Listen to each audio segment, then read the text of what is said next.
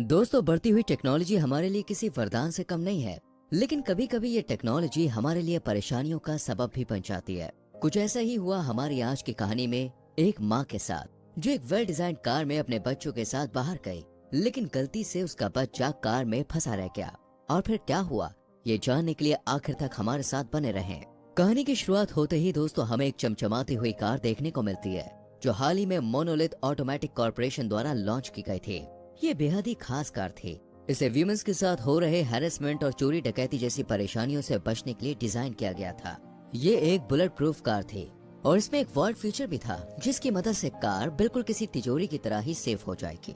इसके बाद हमें दिखाई जाती है दोस्तों सैंड्रा नाम की एक खूबसूरत सी महिला, जो अपने 2 साल के क्यूट से बच्चे डेविड के साथ इंडिपेंडेंस डे के मौके पर अपनी दादी के घर जा रही है। सैंड्रा उसी कार में है जो मोनोलिथ ऑटोमोटिव द्वारा डिजाइन की गई है। ये कार सैंड्रा को उसके पति कार्ल ने गिफ्ट की थी। यहाँ हमें पता चलता है कि कार में लिलिथ नाम का एक आर्टिफिशियल इंटेलिजेंस असिस्टेंस भी है, जैसे गूगल असिस्टेंस। वैसे ही सैंड्रा लिलिथ को अपना इंट्रोडक्शन देती है। बातों ही बातों में सैंड्रा को पता चलता है कि लिलिथ कार में सवार लोगों का वेट भी बता सकती है। इसके बाद लिलिथ डेविड के बारे में भी पता लगा लेती है कि वो एक बच्चा है। इसके बाद सैंड्रा के दिमाग की बत्ती जलती है और वो बीते कुछ समय में कार में बैठे लोगों का वेट चेक करती है, जहाँ उसे अपने डेविड और कार्ल के अलावा किसी और का भी वेट नजर आता है, जो लग तो किसी लड़की जैसा रहा था। लेकिन ये कौन थी, सैंड्रा कुछ भी समझ नहीं पा रही थी। इतने में कार्ल का फोन आता है। सैंड्रा फोन उठाती है। कार्ल बताता है कि वो लॉस एंजलिस में एयरपोर्ट के पास एक होटल में है। यहाँ सैंड्रा को पीछे से एरोप्लेन की आवाज भी आती है। कार्ल सैंड्रा को बताता है कि तुम इसे अपने मोबाइल में दिए गए ऐप के जरिए भी कंट्रोल कर सकती हो।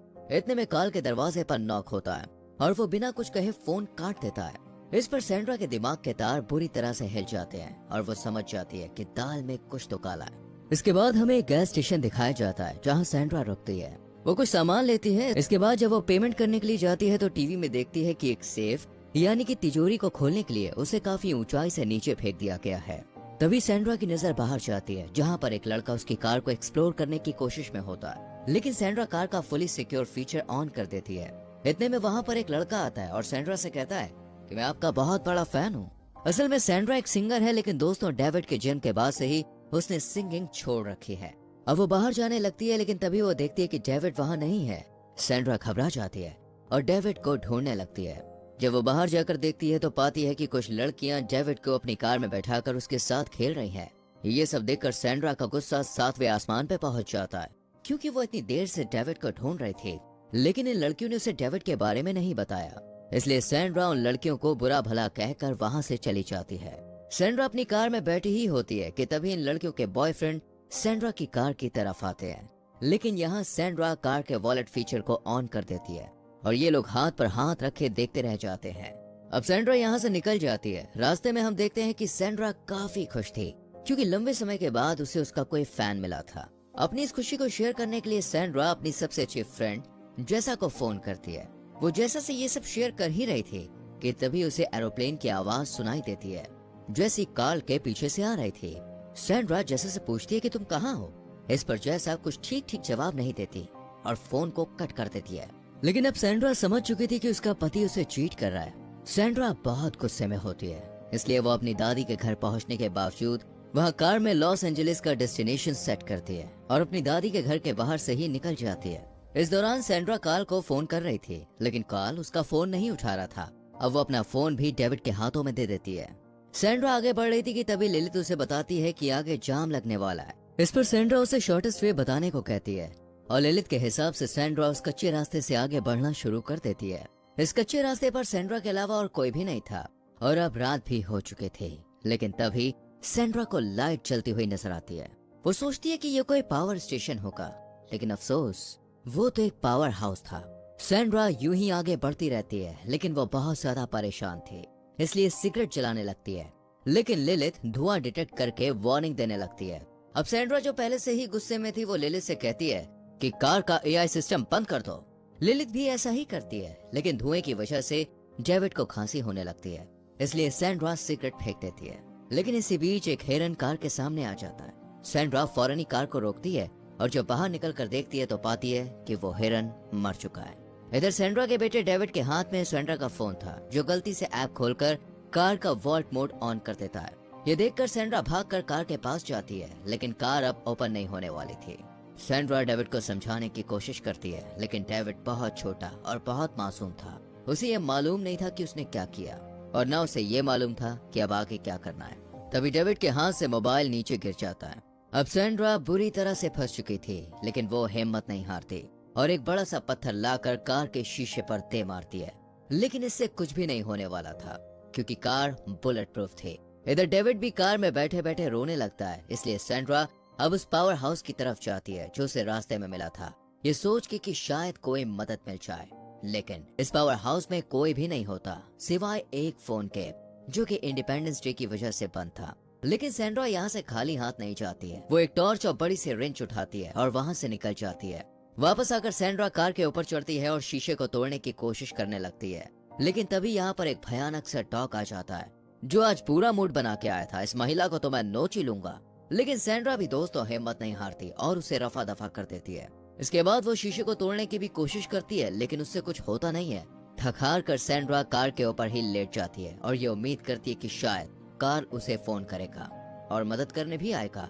लेकिन सैंड्रा जानती थी कि ऐसा होने वाला नहीं है। यहाँ सैंड्रा की आंख लग जाती है और जब खुलती है तो वो देखती है सूरज तेजी से चमक रहा है। सैंड्रा को याद आता है कि यहाँ आते वक्त उसने एयरपोर्ट 1 का कोई बोर्ड भी देखा था, यानी अब उसे मदद चाहिए तो वो पॉइंट ढूंढना होगा। इसके बाद सैंड्रा डेविड को देखती है और फिर उसे अकेला इस सुनसान रोड पर छोड़कर एयरपोर्ट ढूंढने के लिए निकल पड़ती है। गर्मी बहुत तेज थी और सैंड्रा काफी चल भी ली थी, इसलिए अब उसे प्यास लगने लगती है। तभी उसे एक नदी नजर आती, लेकिन वो इस नदी में से पानी पी नहीं पाती क्योंकि इसका टेस्ट बहुत ही खराब था। काफी मेहनत के बाद वो उस जगह पर पहुंच जाती है, लेकिन यहाँ पर सिर्फ एक ही प्लेन होता है और वहाँ कोई भी मदद करने के लिए नहीं होता। लाचार सैंड्रा एक टायर को जला देती है ताकि कोई इस धुएं और आग से मदद करने के लिए आ सके, और एक खाली बोतल लेकर वहाँ से निकल जाती है। वापस आते वक्त सैंड्रा बोतल में उसी नदी से पानी भी भर लेती है। तेज धूप और पैदल लंबा सफर तय करने के बाद जब सैंड्रा कार के पास वापस आती है तो देखती है कार में डेविड की हालत बहुत खराब है। सैंड्रा डेविड को जगाने की कोशिश करती है और कार के अंदर का टेम्परेचर सही करने के लिए वो उस गर्म पानी को भी कार के ऊपर पलट देती है। तभी सैंड्रा को याद आता है कि अगर वो कार के पास आग जलाए तो हो सकता है कि कार का एआई सिस्टम ऑन हो जाए और कार का दरवाजा भी खुल जाए। इसलिए सैंड्रा कार के पास आग जला देती है। सैंड्रा की सोच के अनुसार इस धुएं और आग की वजह से कार का एआई सिस्टम ऑन हो जाता है, लेकिन एआई सिस्टम ये डिटेक्ट कर लेता है कि ये आग कार के अंदर नहीं बल्कि बाहर लगी है।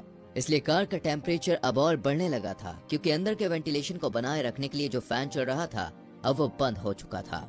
सैंड्रा समझ जाती है कि अब डेविड के लिए ज्यादा खतरा है, इसलिए वो दोबारा से उस रिंच से कार के शीशे पर वार करती है। लेकिन हर बार की तरह इस बार भी कोई फायदा नहीं होता। इससे परेशान होकर सैंड्रा एक जगह बैठ जाती है और उसकी आंख लग जाती है। वापस जब वो उठती है तो देखती है कि डेविड की हालत अब और खराब हो चुकी थी। लेकिन सैंड्रा लाचार थी, उसे लग रहा था कि अब तो शायद डेविड मर चुका होगा। लेकिन तभी डेविड अपना हाथ हिलाता है, जिससे सैंड्रा की एनर्जी वापस आ जाती है। इतने में वहाँ वही जंगली कुत्ता वापस आता है और सैंड्रा पर हमला करने लगता है। सैंड्रा कुत्ते से बचने के लिए कार के नीचे चली जाती है, जिसके बाद वो कुत्ता हिरन की बॉडी को खाने लगता है, जिस वजह से कार पीछे की तरफ जाने लगती है। ये देखकर सैंड्रा घबरा जाती है और कार को पीछे जाने से रोकने लगती है। कार को रोकने के बाद सैंड्रा एक जगह बैठी होती है। तभी उसे वो टीवी याद आती है जो उसने उस पावर स्टेशन पर देखे थे, और वो सोचती है कि अगर वो इस कार को नीचे फेंक देती है तो हो सकता है कि कार के दरवाजे खुल जाएं और कार में मौजूद सेफ्टी फीचर्स डेविड को बचा लेंगे। वैसे भी डेविड को सीट बेल्ट से अच्छे से बांधा गया है। इसके बाद सैंड्रा कार को खाई में फेंक देती है और तभी कार का एआई सिस्टम ऑन हो जाता है, जिसके बाद कार में मौजूद सभी फीचर्स इंसान को बचाने में लग जाते हैं, यानी कि अब डेविड सेफ था। इधर सैंड्रा भागते हुई खाई में नीचे जाती है और लकीली यहाँ कार के दरवाजे भी खुल जाते हैं, जिसके बाद सैंड्रा डेविड को बाहर निकाल लेती है। अब सैंड्रा को लगता है कि कार तो खराब हो चुकी होगी, लेकिन कार अब भी बिल्कुल सही थी। इसलिए सैंड्रा फौरन ही कार में बैठती है और वहाँ से निकल जाती है। कुछ देर बाद हमें हॉस्पिटल दिखाया जाता है जहाँ सैंड्रा और डेविड थे और दोनों बिल्कुल सेफ थे। ये देखकर सैंड्रा बहुत खुश होती है, लेकिन सैंड्रा और कार्ल के रिश्ते का क्या हुआ या कार्ल कहाँ है, ऐसा कुछ भी बताया नहीं जाता है।